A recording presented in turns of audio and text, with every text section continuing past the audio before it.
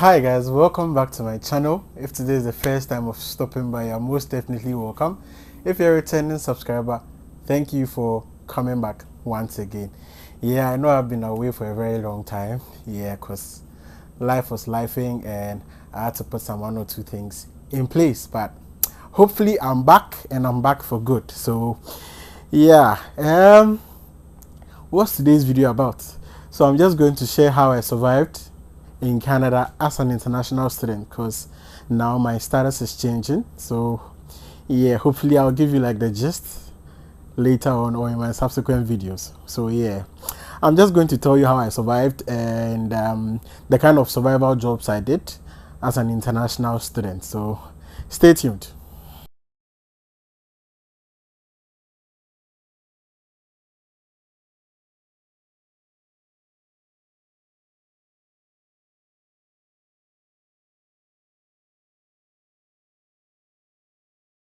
So yeah, this video might be short because I've not got like a lot of things to say, so I'm just sharing my experience, right? So, first things first, I know like people struggle to get jobs when they land in Canada, be it students or postgraduates, students or PR holders, right? But I mean, never give up. It takes time, and with time, things will fall in place, right? So, I landed in Canada September 6th, 2022, and I got to my province the following day, right? September 7th. So, yeah, when I was coming, I just made provision, right, to in terms of like finances or funds that was going to last me for about 3 months in case I didn't get a job. So, my rent, my feeding, miscellaneous, right? I just give myself a round figure. So from September, I think mid September, I did that was I'll say that's like my first job, right? It was like a moving job, and that job was hell. It was crazy. It was difficult because you'll be carrying like a lot of things, moving people from maybe their old homes to their new homes, you know, that kind of business. So yeah, but it wasn't like a full-time job. So I was just picking the shifts as and when I could, because sometimes you get tired and you can't go the next day, right? So yeah, that's what I did for a while. I think like from like mid September till like October ish, I wasn't making like good money out of it because I wasn't going every day, right? So and it's as and when there's like a call, then you can go, right? So yeah, I wasn't making like substantial money out of it that was going to be able to pay my rent and taking care of myself. So I was still relying on like the money I had on me when I came in, right? Yeah. So my first, let's say, official job, I got it first week in November, right? And it was a security job. And mind you, here referrals are, like I've said in like my previous videos, referrals are very big. And once someone refers you from that company, it's easy for you. It will be like a 70-80% chance of you getting in. You just have to go through the interview, and if you blast the interview, I mean, you get a job. So that's what happened. My friend happened to was employed in that security company, and I was also looking for jobs. When I came, I was pivoting my attention to retail jobs, yeah, like cashier jobs and those things.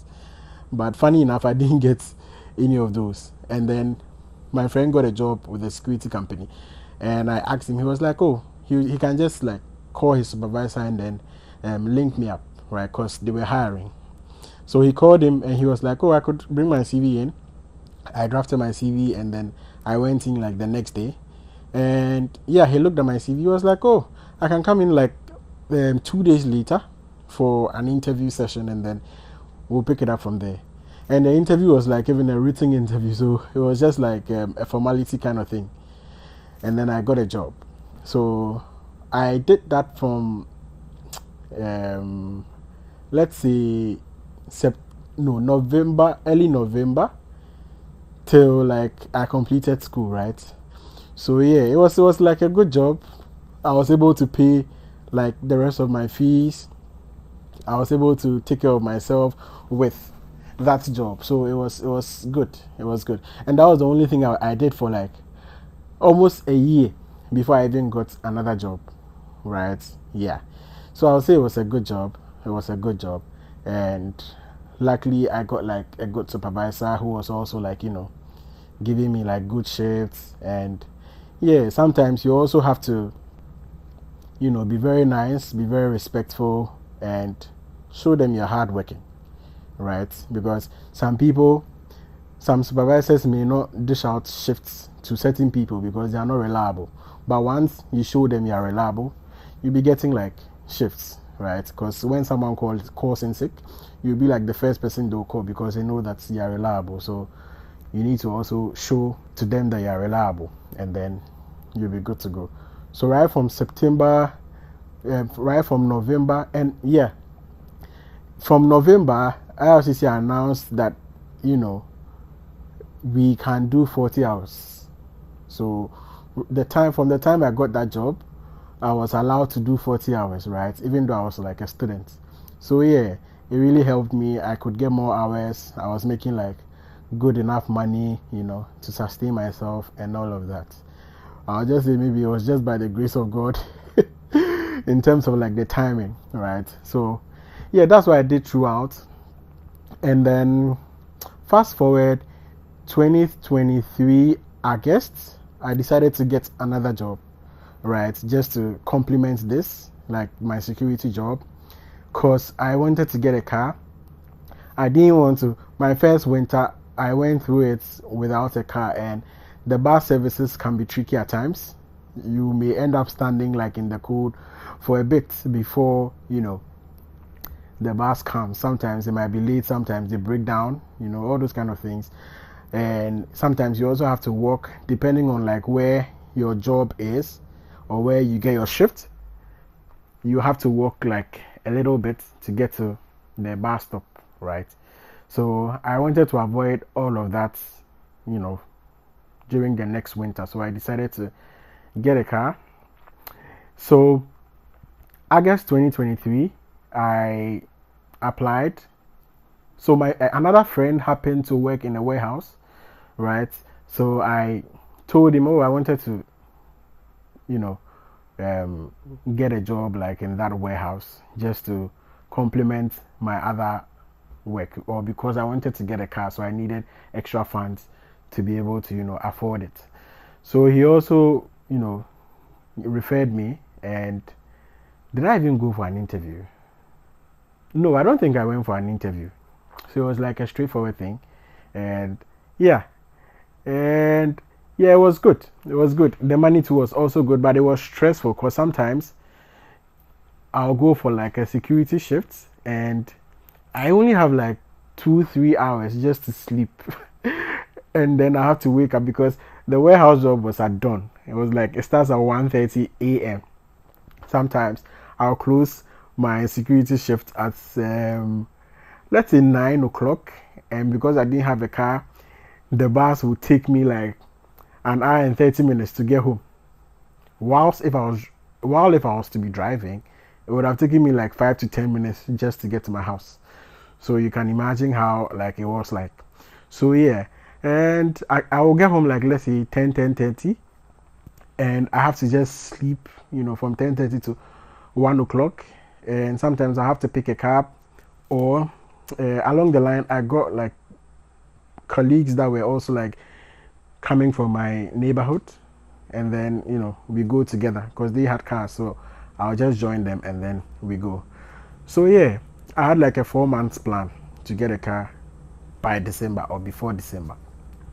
So yeah, by October, I think October, November, I was able to gather like money to buy like my first car here.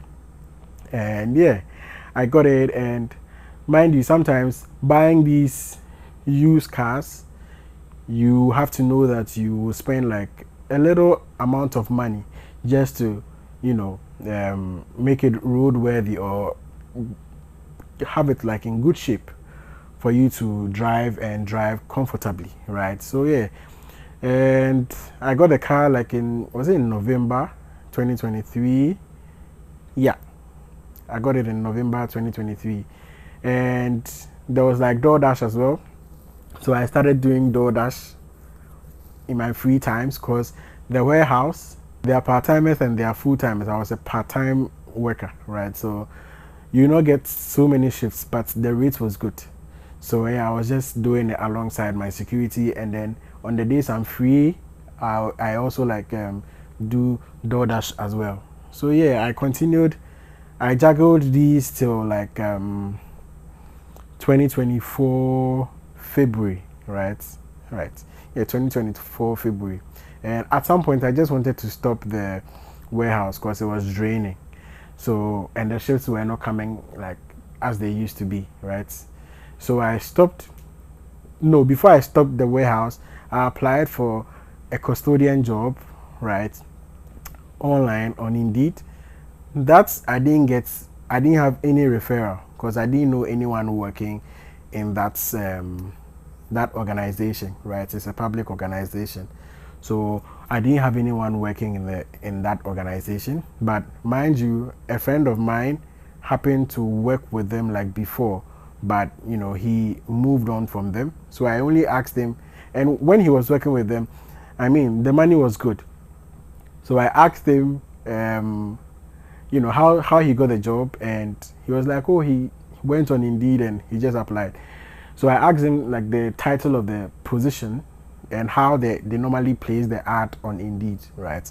So I was just, once in a while I'll check Indeed, and then in December I saw the ad on Indeed. So I showed it to him and he was like, oh, that's the job. I was like, oh, good. So I applied for it. That was 2023 December, right? Yeah. And then I got a call from them in February for an interview. Because I even thought I was not even going to hear from them because it was 2 months, right? And so I got a call from them in February and we had an interview. It wasn't even up to 30 minutes. Yeah. So we had an interview and it was good. They later sent me emails that they were going to send me, all those paperwork for me to fill. So from February, once I got the job, I resigned from the warehouse. So now I was just doing my security and having to do like DoorDash on the side, right? So I think I started ending of March. That's when I started the custodian job.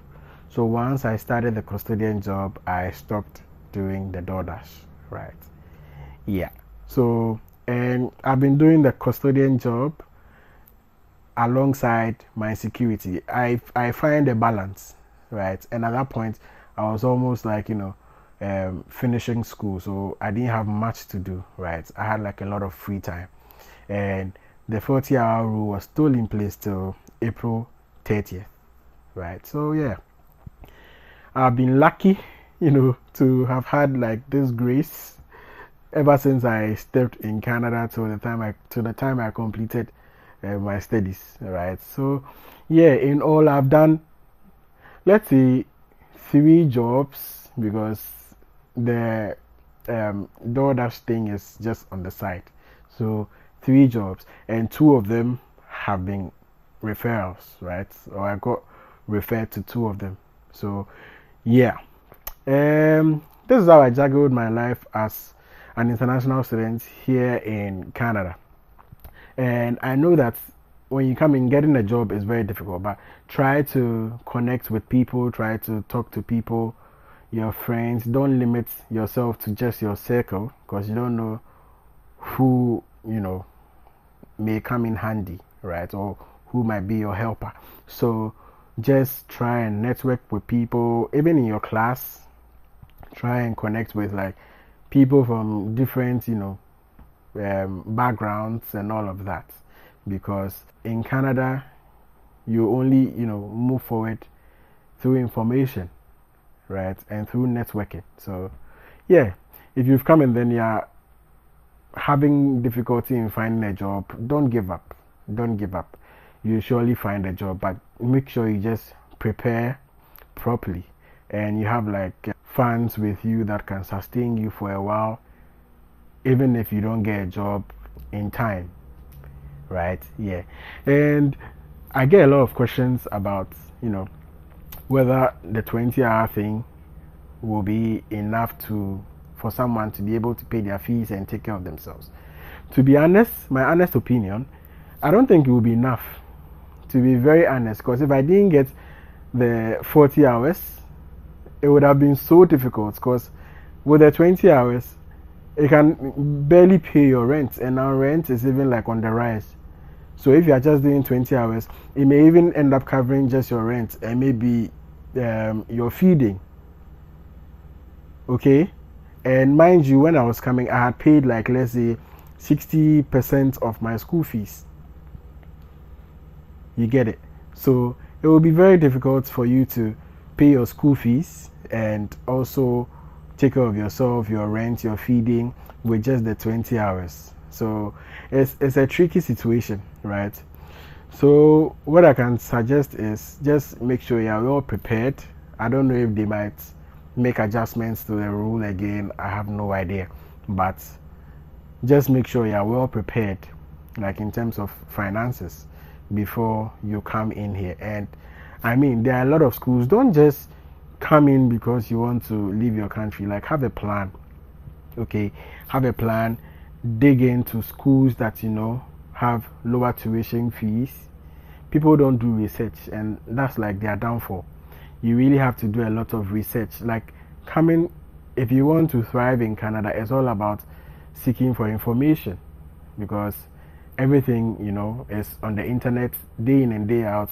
They are changing policies, they are changing regulations here and there. Things are changing. So if you are not abreast with the current trends and the current times, you'll be left behind. So try and do the research. And there are certain questions that I always get that are easily found on the internet, and sometimes I've already said it in my previous videos. So if you are watching me for the first time and you have any question regarding coming to Canada or anything about students in being a student in Canada, kindly watch my previous videos before you come and ask me any question, because it might be that I've already said it in my previous videos, right? And sometimes repeating all the time, it gets annoying, right? Because you have to say the same thing over and over and over again, right? So yeah, this brings me to the end of today's video. Don't forget to like, comment, and share my videos, and make sure you subscribe. Make sure you subscribe to my channel. I'll be bringing you more videos as time goes on. All right, so have a wonderful day. Bye.